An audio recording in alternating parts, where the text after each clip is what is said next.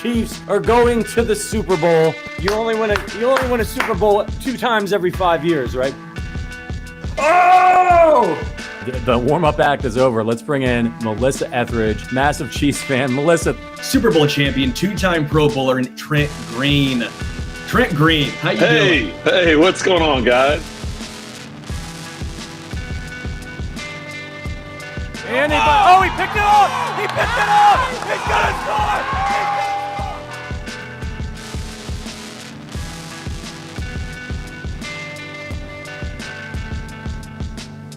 And we'll see you next week, but until then, as always, go Chiefs. Welcome into the Arrowhead Addict Podcast Tuesday edition. Sterling Holmes, Josh Brisco. Well, at least we know that the Chiefs season is done. We know that Patrick tore his ACL and his LCL. We know that he's already had surgery. We know that he went to the premier guy for LCL surgeries. We know that this guy is going to hit it hard. We know if there's anything that Patrick does, he is putting his all into it. And we also know that the timeline based on this puts him back anywhere, at least from what we probably think this is the best guesstimate, anywhere from week 1 to about week 4. I'll get into a little more of that a little later on, but Brisco, how are you? I'm all right, man. I mean, obviously the vibes are pretty bad. They were worse yesterday, and we can do the big picture thing as we go, but in fact, he's back right now. Got a real Woody Woodpecker looking fella on the bird feeder out my window. One of the red-bellied woodpeckers, but it's not a red belly. It's a red cap on its head. It's a terrible name for it. So I'm seeing the joy from the birds outside. I'm feeling the warmth of an afternoon cup of coffee in my hands. And if it sounds like I'm grasping at straws, it's because I am. Not because the Chiefs are missing the playoffs. I got into a decently zen place about that. I'm never going to feel okay about Patrick Mahomes tearing his ACL and LCL at the end of a season that just never quite added up. I mean, any way you slice it, it's a bummer, even if I share a lot of the optimism that you just laid out there. Well, yeah, I guess this is how you have to handle it. This is how I'm going to handle it. You now know what has happened. There's no use in going back and messing with the cadaver and try to bring it back to life. It's dead. This season is dead, right? We can talk about maybe how we got here, but wallowing in it and having the pity on it does no good because it's done. No matter what we say, no matter how we feel, it is over. So how do you move on? How do you address the inefficiencies, and how do you make sure that this does not happen again? How do you resurrect what looks like gonna be the second half of Patrick Mahomes' career? We'll look back and have it as pre-ACL and post-ACL, right? I mean, Tom Brady had the exact same, basically the exact same thing. And again, to make it basically the exact same time.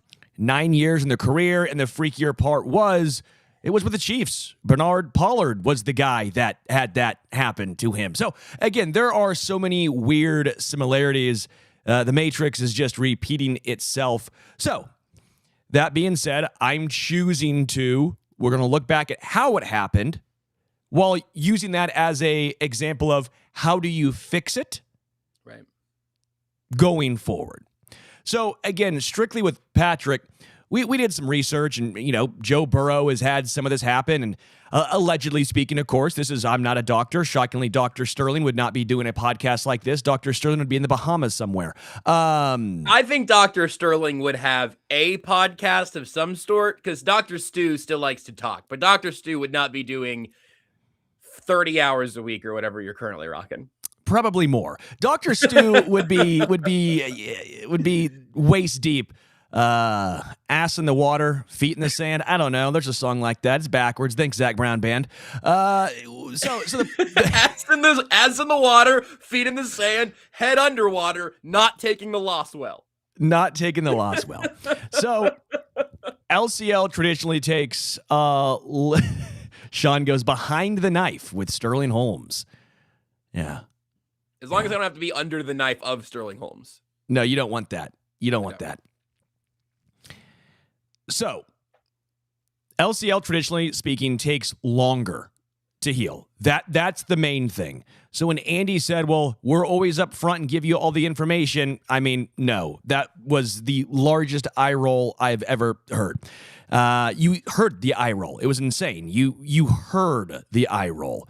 So we now find out it's the LCL. He was not going down for a second opinion. He was going to the best LCL, allegedly best LCL doctor in the NFL. I heard also he did Micah Parsons' ACL just, I think, this morning, actually. Wow. So that doctor is an absolute grinder. But the point remains, he went to the best. Obviously, he is down in Texas. But the LCL, I think, is what you need to throw into the equation. So when we talk Joe Burrow, and he missed, it was like 238 days until he was cleared to play. And then he did not play in the first 2 preseason games, played in preseason game 3, and then obviously was good for the regular season, right? So up to, I believe, preseason game 3, it was 270 days. That was the time that was missed for Joe Burrow, game to game. But he was cleared around the 238-day mark. Now, the other one that is interesting is Carson Wentz, because Carson Wentz was ACL and LCL, right? They were both. It was like the same injury. And it took Carson Wentz, I believe he came back week 3 of the next year. And they had surgery, I believe, 1 day apart. So if you want to look at, timeline for, and again, Phantom says Burrow tore PCL, MCL, and ACL. They're different injuries. But I'm just saying Burrow, quarterback, ACL, but the exact LCL and ACL, Carson Wentz. And that was about the exact same time, same surgery, and he came back, I believe it was week 3. So that might be the timeline. Now, Carson Wentz was younger, but has surgery or rehab improved in the 4 to 5-ish, well, maybe even longer than that, 6 years since that's happened, right? I mean, there are some differences. So again, to me, this is what I'm laying out for everyone listening. Again, not a doctor. My best guess is he would be ready between week 1 and about week 4, week 5. That's about my best guess to you. Everyone's recovery time is different. You look at Chris Darisaw up in Minnesota. He's still having repercussions on that knee. Now offensive lineman versus quarterback. This is just what I'm trying to paint the picture and give everyone the maybe base case scenario. The base case is Patrick should be ready to go around week 1 to week 4. And one thing that I was thinking from the very first kind of moment as you were kind of opening the show with that, correctly, of course, opening it with the Mahomes ACL talk, I am a little bit between in a rock and a hard place here, because I do assume at a baseline level that Patrick Mahomes is going to find a way to be better at rehab than most people are at rehab. We have seen him play through things from ankle sprains to like totally Jenga'd kneecaps that snap back into place. And then 4 weeks later, back on the field, I think it was. We have seen Mahomes play with the utmost of toughness. I think we have every reason to assume we know there was something going on in that left knee before the ACL and LCL injury, just seeing it get worked on during the game against the Texans. No idea what. I also, to be clear, am not a doctor. But I assume that Mahomes is circling whenever week 1 ends up being for the Chiefs. And maybe this time we could not do a Thursday or a Friday or a Saturday. Maybe we can just see him suit up on a Sunday and enjoy a regular kickoff week. But I assume that's going to be his goal. And look, even that alone makes the offseason harder, because like we've been talking about this for weeks and we'll talk about it for months. You want real offensive changes this offseason. You're going to have to install them without your quarterback right now. Gardner Minshew or Chris Oladokun or somebody completely different is going to have to run the first team offense in training camp, barring something really surprising in Mahomes' recovery. So it just makes life harder, even if he's back for the third preseason game, even if he beats all of those signposts. And hey, and another very different knee injury, but one that was even more serious. Josh Simmons made a return that nobody saw coming in terms of the speed that he came back. So with all of that being laid out there, I don't want this to be rushed in any way, shape, or form. And I think Correct. we're all probably on the same page there. Like, not just you and me, but I think everybody listening is going, oh, yeah, no, good point. I don't want to see Patrick Mahomes at 70% in week 1, dragging around that left leg. Obviously, if they think there's a real chance of him re-injuring it, he's not going to be out there. And there's also, I just heard over on KCSN, Tucker Franklin sat down and had a great breakdown and kind of got the details from Aaron Borgman, the rehab all-star, I think on Twitter is his handle. I meant to double check that, but they talked about like the differences between the ligaments and the timelines and all of that. And I think Borgman said that even when you return to play, your ACL doesn't fully heal for like more like 2 years. And not only am I not a doctor, I'm not a doctor, and I've listened to this guy talk about it one time. So check your notes over there. They did a very good job with that, kind of breaking all that down. But I just want to make sure that it is a complete process, that it is something with the next decade of Patrick Mahomes' career in mind, which is totally feasible. He could absolutely play 10 more seasons. Phillip Rivers, baby. Yeah, he could play. Yeah, he could play. He could play 20 more seasons. Who's to say?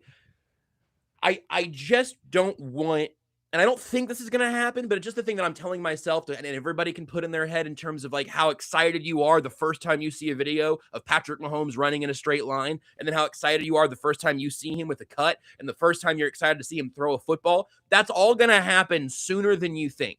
That's all going to happen. You're going to be, wait a second, is he 2 months ahead of the timeline? It's going to be harder in St. Joe. It's going to be harder in the offseason. It's going to be harder in the preseason. It's pretty likely to be harder for the first 1 to 4 weeks of the season without Patrick Mahomes. But the only thing that actually matters here is that he returns to his status as Patrick Mahomes' best quarterback in football. And so I have genuine optimism about what he will do to get back on the field. And I can't help but just press on those brakes a little bit that he has lived such an exhausted football life.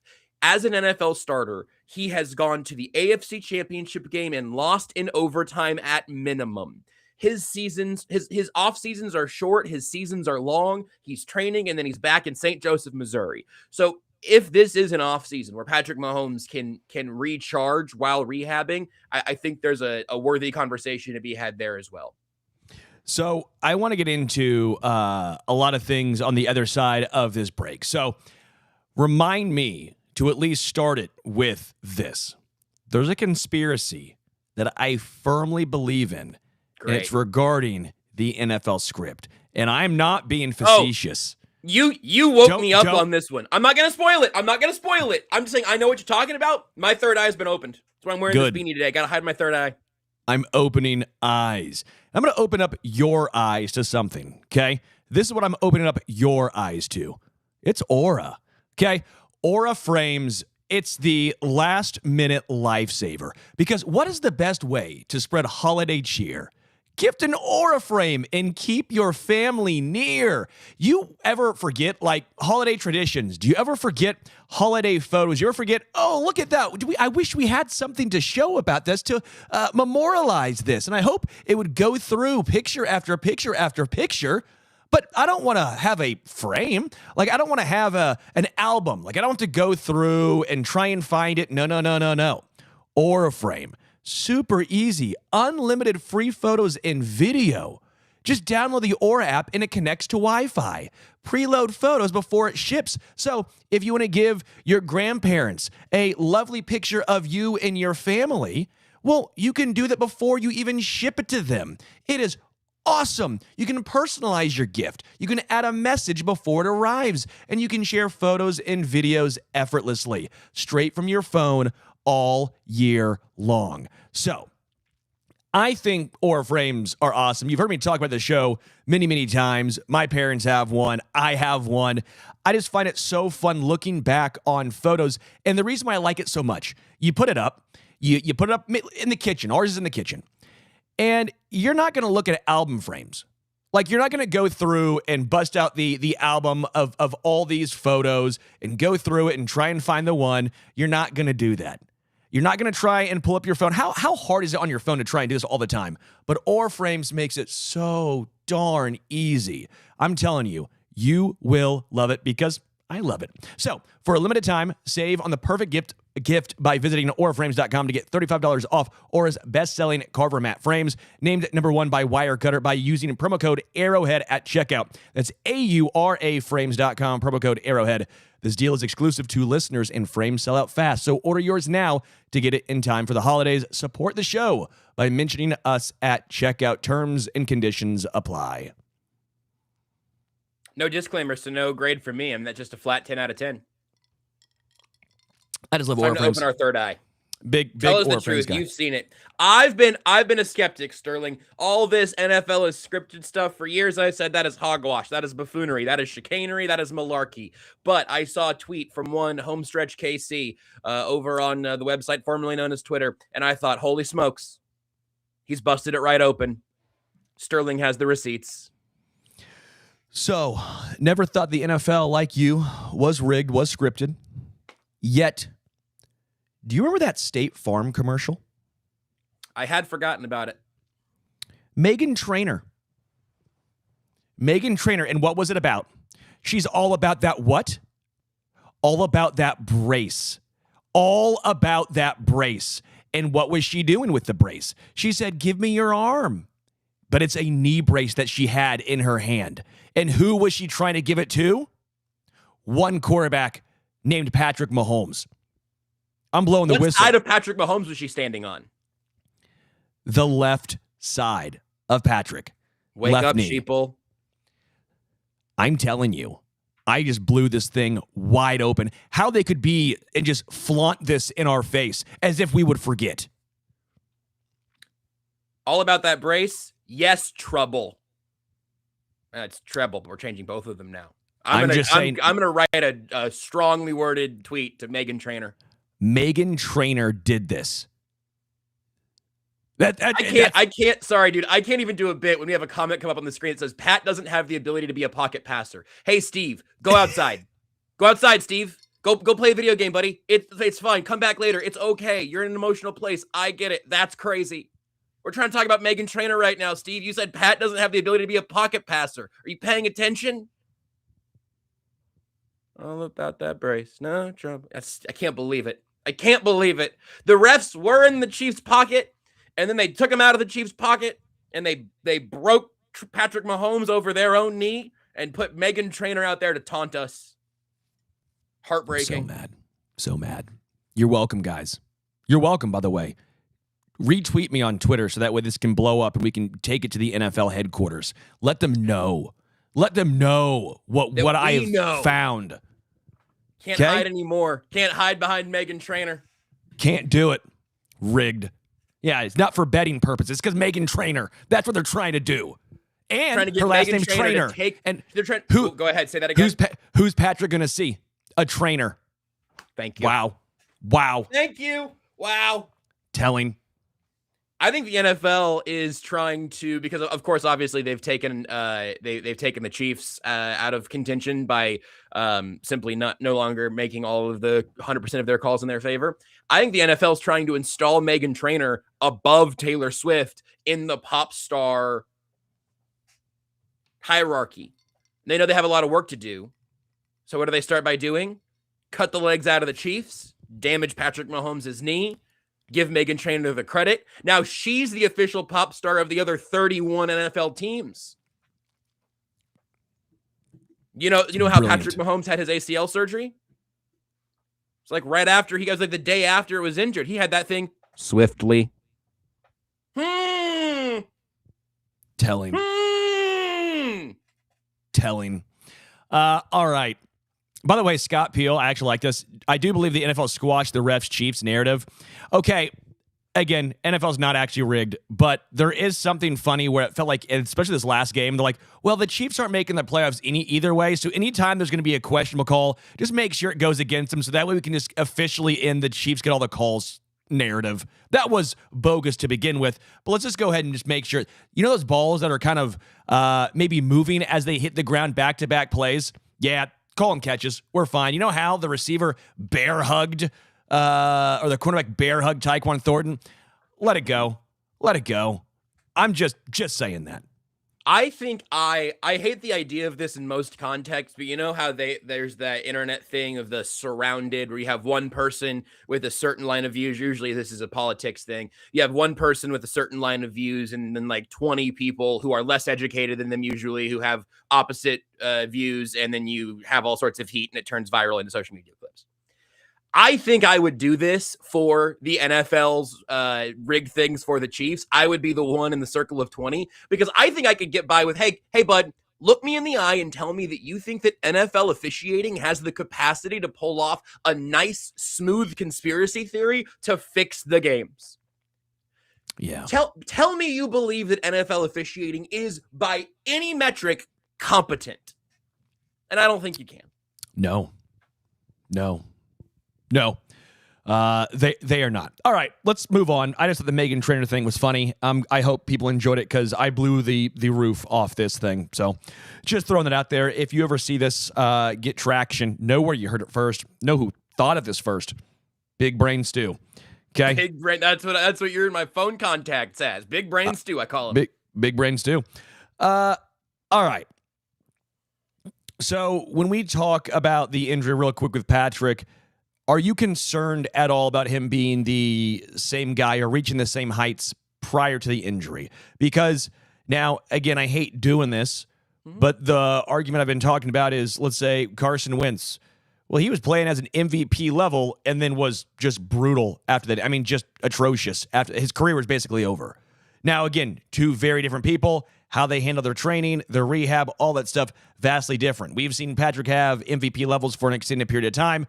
That was just the best Carson had ever looked for a 13-game, window. Joe Burrow looks the same. Joe Burrow still, he had a bad game last game, but overall, it's not like Joe Burrow has really been a guy who's like, oh, he does not look like the same dude out there. Now, again, no LCL, different stuff, but the point still remains. I think I would be more concerned if this was a running back not named Adrian Peterson. I'd be more concerned if this was even Micah Parsons, for example. So I'm not super worried about him long-term. Where do you land on this? To the very beginning of your question is like, are you worried about Patrick Mahomes coming back and looking like Patrick Mahomes? Yes, absolutely. Of course. You have to. I was probably more worried about Rashee Rice, in terms of like also other ones. And with Rice, it was the LCL and I think some other stuff, but not the ACL. And obviously that was like a straight contact, horrible scene there. I am not worried about Patrick Mahomes transmogrifying into Carson Wentz. I am not worried that he's going to come back and look like a top 15, 12 quarterback instead of being a top 1 quarterback. Like I don't think that there's any real reason to panic about a tremendous fall off, but it's serious. That's the thing. It is a serious injury that can change how you play and how you plant, and that it takes a little while to get your confidence back in that knee. And in his case, obviously, it's going to be the leg that he's landing on as he's going through his throwing motion. It has to concern you some amount because it is a very, very significant injury. And he does move around. Now, every quarterback has to be able to move in the pocket. Obviously, Mahomes has been the best in the world at extending plays and making plays outside of the pocket, with all of the irony in the world that that's what he was doing when he was hurt and tore his ACL on Sunday. And that was also on a play action under center, which was even kind of crueler. Like, oh, they did the thing. Oh, well, maybe it's, damn. But no, I am worried. I am not panicked. I think that's kind of the most honest little split that I can do. You have to be worried because it is serious, but he has literally the access to the greatest doctors and training staff and rehab and any physical therapy in the world. He is literally Patrick Mahomes. So I think it will be okay, but I can't tell you that I'm 0% worried just because that is a big deal. That is a significant surgery. Yeah. I want to play a fun game with you. So the game is going to be, how safe is this guy? Because we're talking about a reset in Kansas City, right? We're talking about, where do they go from here? We know how they're here. I think we all kind of, to an extent, see how we're here. We might disagree on some of the reasons why they got here, but we all understand that they're now here. So where do they go from here? And I want to play a little game of basically, we'll go on a scale of 1 to 10. 10 being they're super, I'll let you decide. Is 10 safe or is 1 the safe one? I don't know who you're going to throw at me here, but I think let's go like likelihood of a. I don't know until you tell me who we're talking about. Are we doing coaches, players? Both. Okay. A 10 means they're definitely not coming back, and a 1 means there's no. It's what's the chance that they're not here next year? 1 to 10. Correct. I'm with it. Correct. So we are going to play this game. A lot of names that I want to throw at you, but before we do that, yeah, things are good right here on Arrowhead Addict. We got some ad reads. This is fun. That means we're doing well, and it's because of you guys. And I'll talk about something that I think is really fun and, quite frankly, really cool. Like during the holiday season, actually just any season, scams. Not cool. Hate them. Not cool. Absolute buns. Scams suck. Like right now, I'm getting 97 robocalls a day. Whew, Hate bad it. over here. It's bad. I mean, it is just bright, wet, red. Spam, spam, spam, spam. Really cool thing that phones do now. Love it that we just decided to give up on phones and calling Isn't it cool people. this stuff keeps getting better?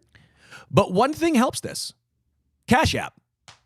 Cash App. If you're concerned about who you're talking to, let's say you're buying a gift for someone. Let's say you might be doing it online and you're sitting here going, yeah, I might have a couple of thoughts about this. I want to use this app. I want to use Cash App because Cash App has a built-in card security that keeps your money safe from fraud, plus the protections you expect.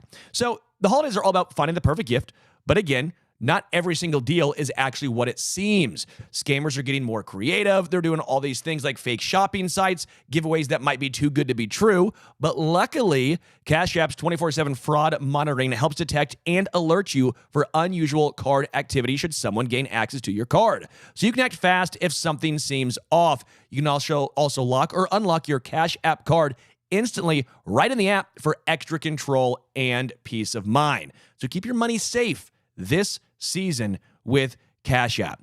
I find that to be extremely, extremely neat. And again, also just on the app itself, let's say you're going out for the holidays and you're like, hey, we're all going to buy 13 beers, but I don't really want to just make you split this 13 ways, Mr. Bartender. How am I going to get my money? Cash App. Get your boys, get together, and just make it easy with Cash App. Hey, just send me $3 on Cash App. Send me $5 on Cash App. It is super easy. So that is, again, it's a great app. So give yourself some peace of mind and just some easiness this holiday season and download Cash App. So for a limited time only, new Cash App customers can use our exclusive code to earn some additional cash for real. Just download Cash App or use our exclusive referral code SECURE10 in your profile. Send $5 to a friend, and within 14 days, you'll get $10 dropped right into your account. Terms apply. That's money. That's Cash App. Cash App is a financial services platform, not a bank. Banking services provided by Cash App's bank partners. Prepaid debit cards issued by Sutton Bank, member FDIC. Promotions provided by Cash App, A Block, Inc. brand. Visit cash.app/legal/podcast for full disclosures. Gonna do you a favor, not even put a number on that one. You got some tricky words in there. That's all right. A lot words that were hard. Moving on to the offseason, All right, 1 to 10. 10 being that guy needs to be gone. Hot 1, seat. 2. We're doing hot seats here now. Hot seat. 1, completely safe. Let's start with the top. Brett Veach. Like 1.1. Like it's like noteworthy that things have not gone the right way, but like there's a 0% chance that he's gone next year. Okay. Andy Reid. 1. Okay. Are you gonna just let me know if you disagree with any of these? Yeah, I will. I assume we're on the same page on those guys. Yeah, I would say this one. I think Andy Reid is like a 1 right now. I think if we see another similar season next year, I think Andy's going to be like a 5 or like a 6. Like I think it's going to get hot quick. If we see the same offense this next year as we saw this year, same scheme, because I think this is the same scheme since 2022. By the way, I've been trying to promote this because I think it's correct. This is the same scheme we saw in 2022. Well, 2022 was great because it was new, it was fresh. Right. Defenses have adjusted, and the Chiefs are like, well, we won a Super Bowl, And then we went to another one and went 15-2. And then all of a sudden it hit like a ton of bricks of, okay, this clearly is not working. We had variance on our side last year. We didn't this year. It's the same offense that we had in 22. So you're correct. We're both on ones on Andy this year, but next year I think he gets hot pretty quick. Matt Nagy. 6.5. I could really see it going either way, but right now, if you were looking to, and I'm going to say that might mean a changing of the role in the organization. Sure. Maybe there's an offensive assistant role, but you let him give the reins to somebody else. I think Matt Kafka makes a lot of sense. So I think there's a slightly better chance than not that he is not the offensive coordinator next year, but it wouldn't surprise me if he was. I think it's like an 8 or 9 that he should not be the OC. But you're right. If he stays in the organization, I also wouldn't be surprised. And by the way, Matt Kafka, I think we all agree, awesome, cool. Also bringing the band back together, which we've been complaining about this entire time of him bringing back guys who don't necessarily branch out. They just say, hey, if you get fired, if you move on, you can just come back to KC and work for me. Yeah, I'd love Mike McDaniel if he does even get fired. I don't think that's terribly likely at this point. I would agree. And again, it's not always Matt Nagy's fault, but I've said this for a long time. OCs, DCs, coordinators, all this stuff, it just trickles down before you get to the head coach, which then before you get to the GM, which in general, it's like hitting coach and pitching coach in baseball. If your offense sucks, hitting coach gets fired. He might have a great philosophy, might be good, but it comes with a job. It comes with a gig. Yeah, sure, you go from the Marlins to the Yankees, and all of a sudden the team's raking. Have you changed anything? Probably not. It's probably just the players. But it doesn't matter. That comes with the territory. Right now, OC for KC comes with the territory. So right now, I'm out on Matt Nagy. Sorry. Seems like a good dude, but to me, it comes with the territory of the job. Steve Spagnuolo. 0, 1. Yeah, might be less than anyone. I didn't mean to make it less than Reed and Beach, but I said 0 so honestly. That's just what came out of my mouth. But he's a classic 1. We are good there. Yeah. I feel like the narrative on Spags was a little crazy at times this year. I think the hardest part for me with Spags to try and navigate is we know that the schematically insane. And I keep saying he's making life harder on himself because he likes these defensive ends who simply are not good, but he likes those guys. And so what he likes puts so much emphasis on him having to send extra pressure that it makes it harder on him. And he's so good at it. And it works like 9 out of 10 times. So he's here like, oh, well, he's a great DC. No, he is. We're not arguing that. But hey, Spags, make life easier on yourself. Change up who you like at defensive end, because I do think that he probably has the biggest impact on, 1, who plays, and 2, who gets drafted. I think Veach listens to Andy on the offense, Spags on the defense, and they're a trifecta of greatness. But it wasn't great this year. And again, I think things have gotten stale and antiquated. Let's try and switch things up here. I think the defense needs more athleticism, more speed, more youth, and Spags does need to play those guys when they arrive. But yeah, I think he is as safe as anything in the world right now. Yeah. And rightfully so. Andy Heck, offensive line coach. I think probably like a 3. I think there's been kind of an interesting little murmuring around the Chiefs' offensive line development over the years, and I think that's fair. I think it's okay to look at that, and I've looked this up also, so I don't want to espouse something completely wrong, but I think he does have. I think they've said at the podium that he has a heavy hand in the run game design, and that is something. If that's true, I'm remembering that in passing from years ago. I went and looked this up somewhat recently, and I couldn't find that in a recent quote, and it's not like an official title for him. So I'm putting an asterisk on that. But I think especially right now with the fact that this is probably the best the offensive line has been combining youth and talent maybe ever. Just thinking about like Mitch Schwartz and Eric Fisher had been here Schwartz obviously came as a free agent, but the idea that you might have years of Josh Simmons and Kingsley and Creed and Trey Smith, I think he's probably safe, but I I don't know if we're going to go through positional coaches. Like I think that there's probably a couple of changes to be had, and I'm not very confident that I know what they're going to be, but I will be very curious to see what happens. Yeah, I'm down like at 3 or 4. Like and if you remember to start the season, everyone, I was talking about this. I said, fair or not, I think Andy Heck should be the coach on the hottest seat.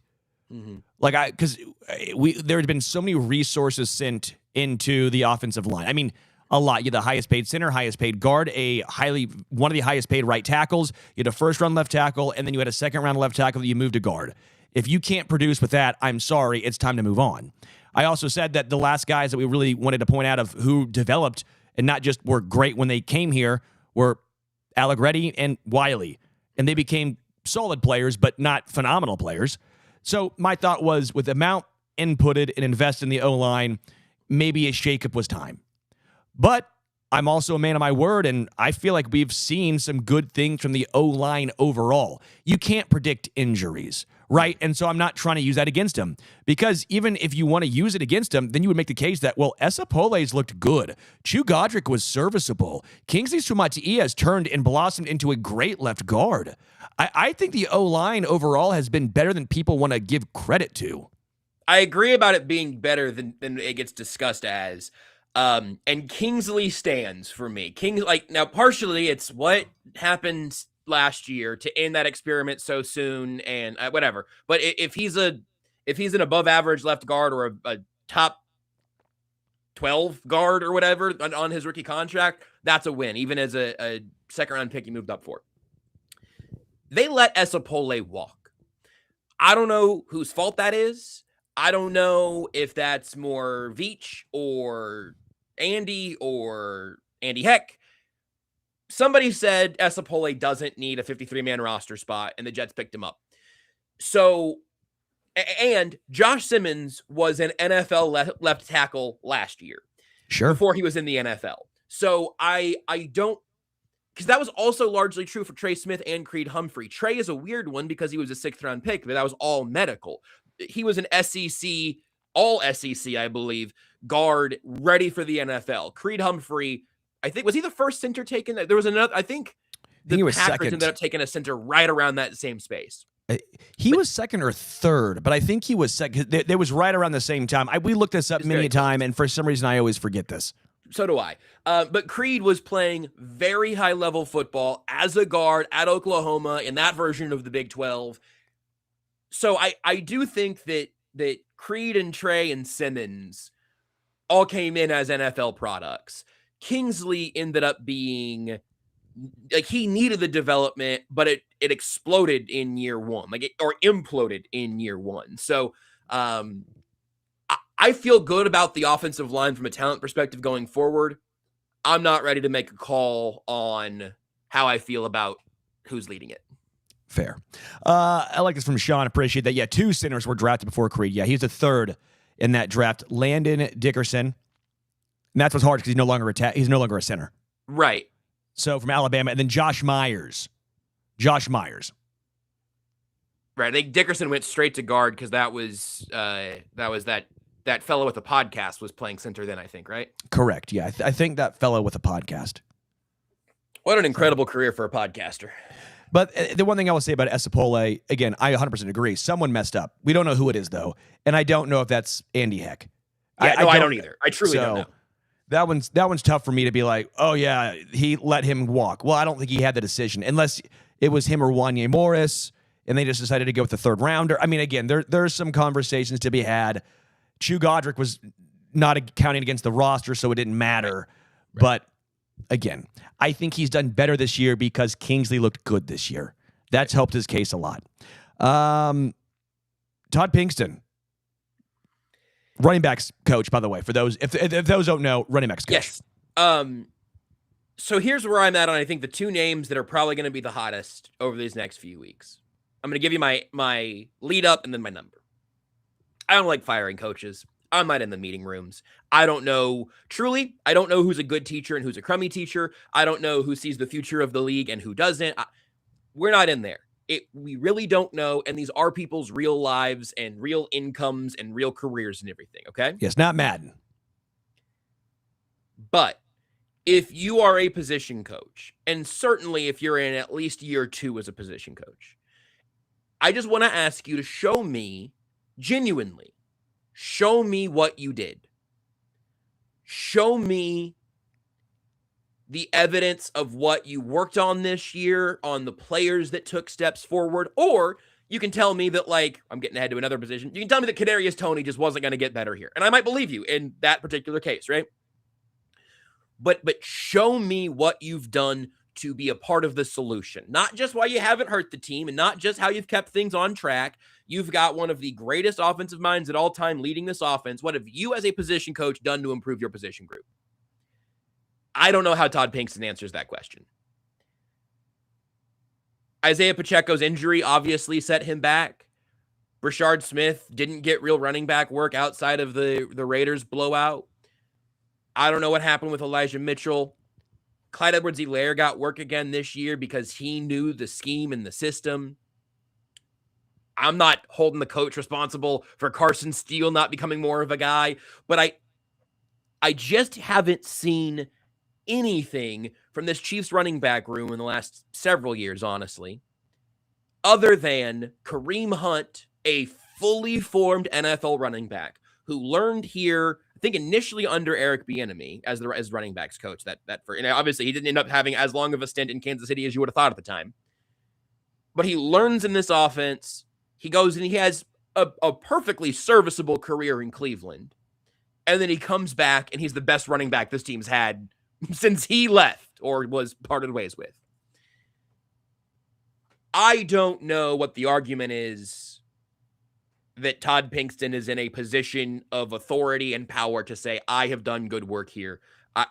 I don't know if I'm going to have anybody higher than this, but I think his seat temperature should be like an 8. It might be higher. Reality, I just don't.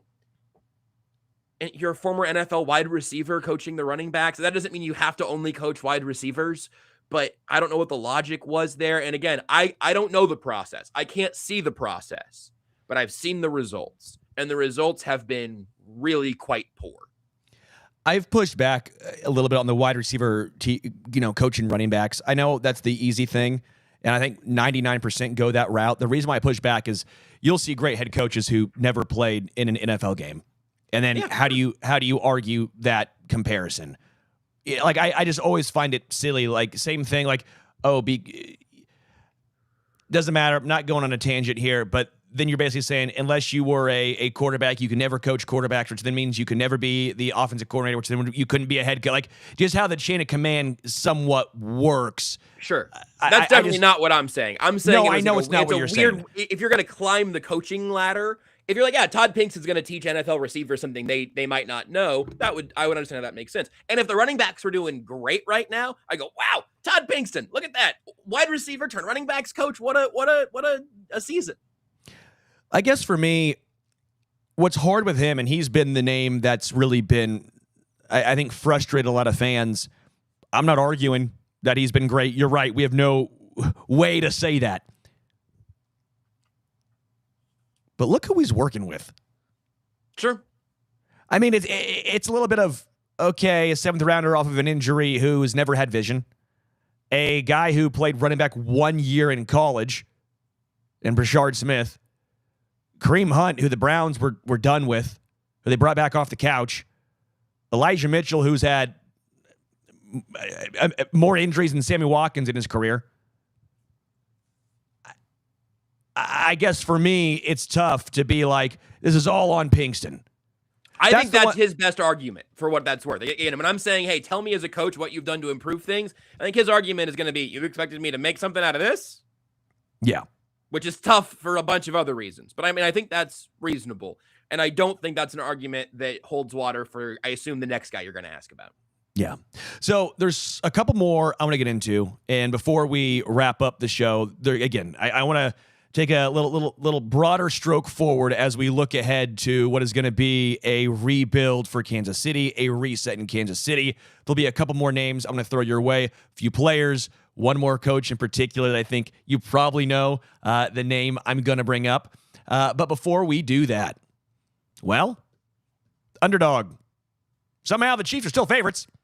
But they're underdogs. Underdogs the rest of the year. We love Underdog here. I'm a big Underdog fan.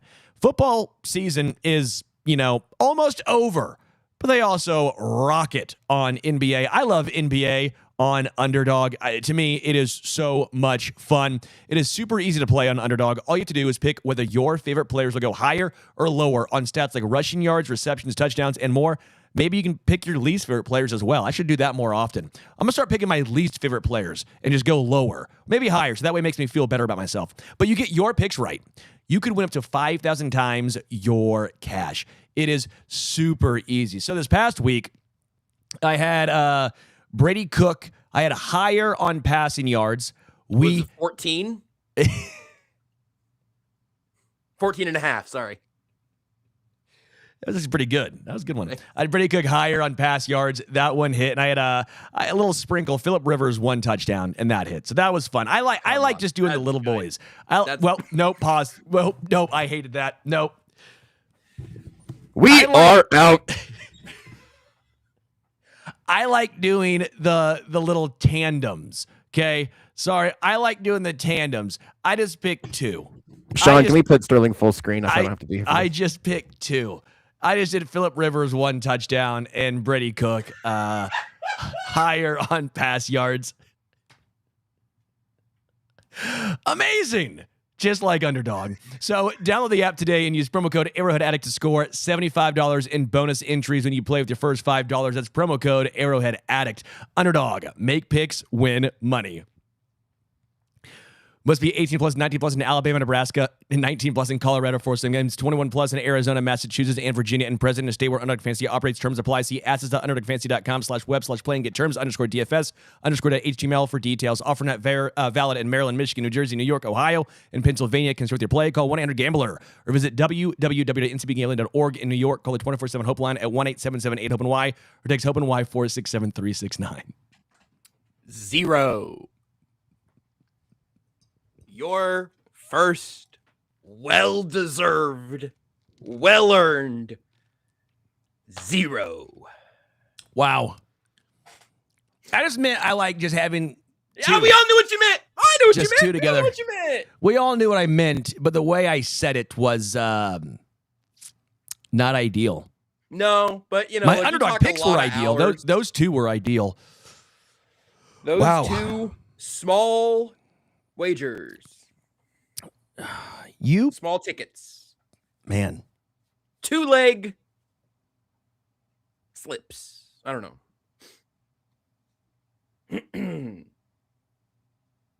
Sterling Holmes, hot seat, 7.5. 10. Connor Embry.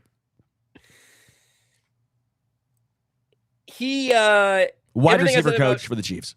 Everything I said about Todd Pinkston is, I think, similar for Embry, just in terms of just show your work, tell me what you've done here, make your case. And I think it's harder for him than it is for Pinkston. I think if anybody is a 9, it's him. And he also seems like a nice guy. Might be a perfectly good wide receivers coach. Might not be his fault. I really don't know.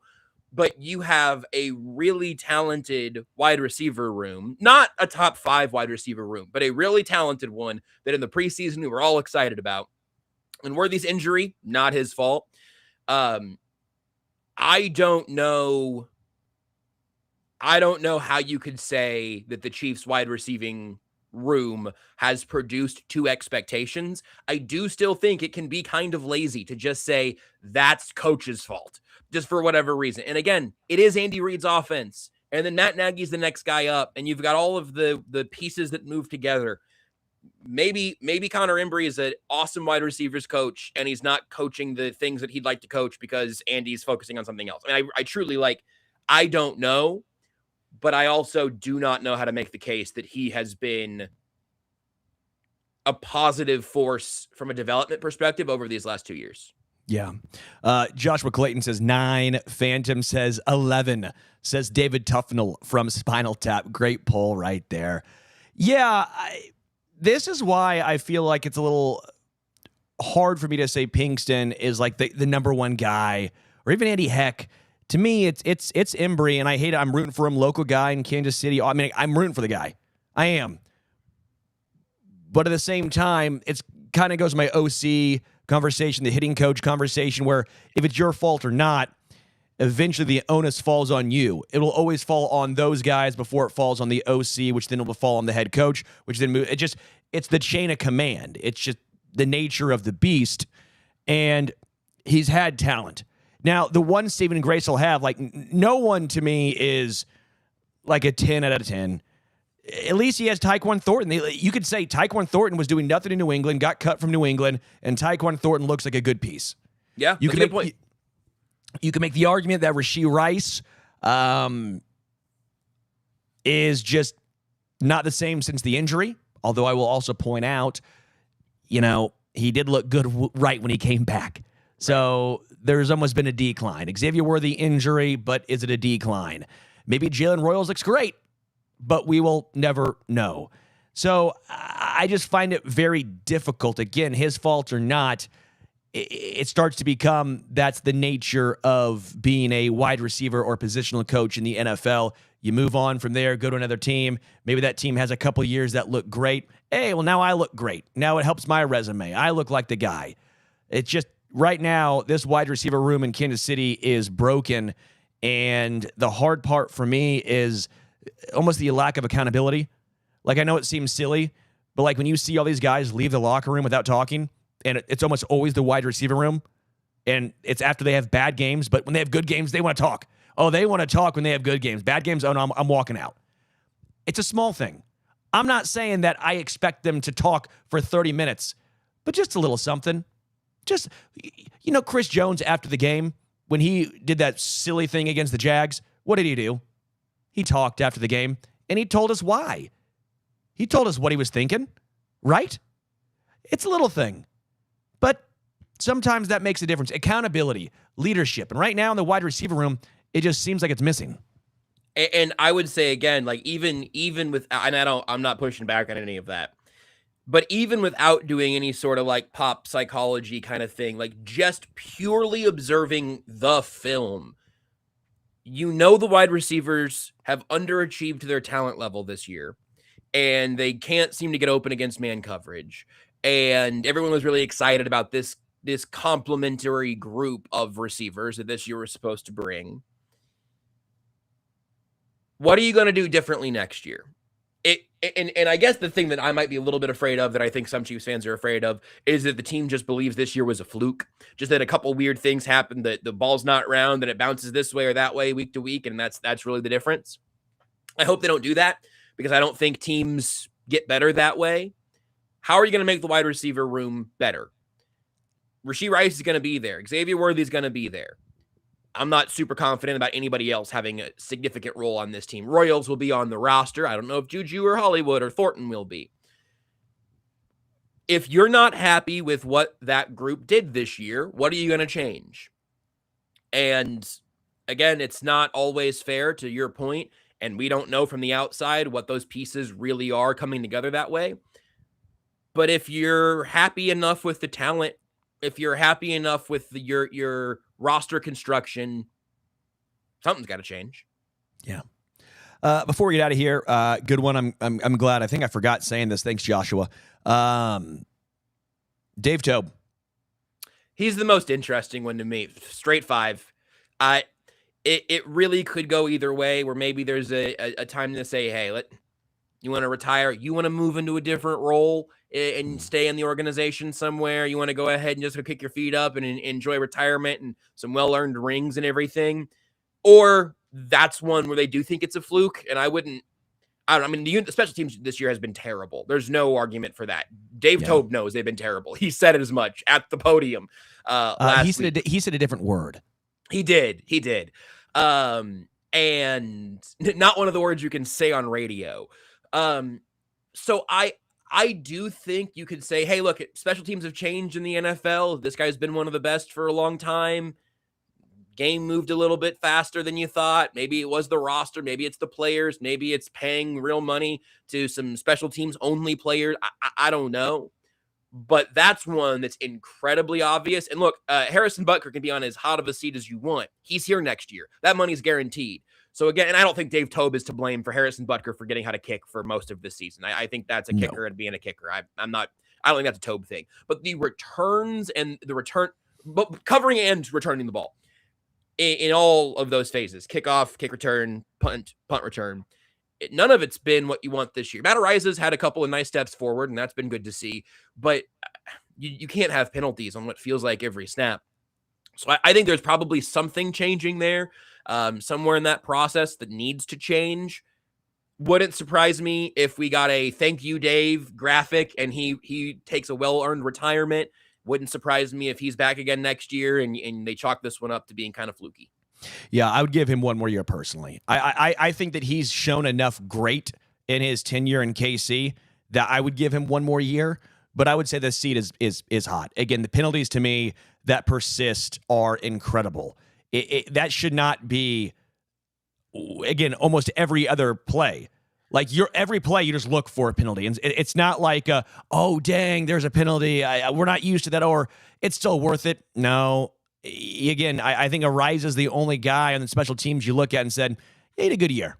Good for Ariza. Ariza took a huge step forward, and it was a big step. I'll give him that. That was nice to see. But everyone else on special teams, and how many Dave Tobe guys do we talk about every single 53-man cutdown? A lot. Handful, yeah. And they get some decent contracts. It's not his fault that, I mean, I don't know, maybe it is a little, I guess. Joshua Williams not being able to not draw a hold, like, I understand also that at some point you're just kind of out of guys who could physically do that job, because they had Christian Fulton try that when he was up and Williams was down, and he was no better. So and Kevin Knowles is now playing defensive snaps after earning his roster spot for special teams. So I have a lot of questions about the special team format, but that would, that might be an offseason show. We can try to get into the nitty gritty of all of that.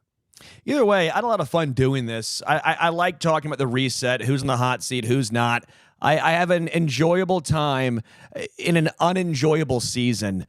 We at least get to do something different than we've done the past 7-ish years, which is been watching the best, or one of the best dynasties in the history of the NFL. So sometimes, you know what? On this side of things, take a step back, realize what we had just witnessed, which is hard in the moment, and then see how they can potentially do it yet again. I'll say the brave thing. I wish we were talking about at least another AFC Championship game. Oh my gosh, you're so brave. Stunning and brave, actually. I wish we were too. I'm just trying to be as positive as I can. And speaking of something positive, hey, go ahead and check out ArrowheadAddict.com. Matt Connor, all the great work that's going on over there at ArrowheadAddict.com. We'd really appreciate it if you give us a 5-star review. It means a lot to us. Like this podcast. Follow Brisco on the X at JB Brisco, myself at Homestretch KC. Appreciate you guys hanging out, listening, and being with us all season long.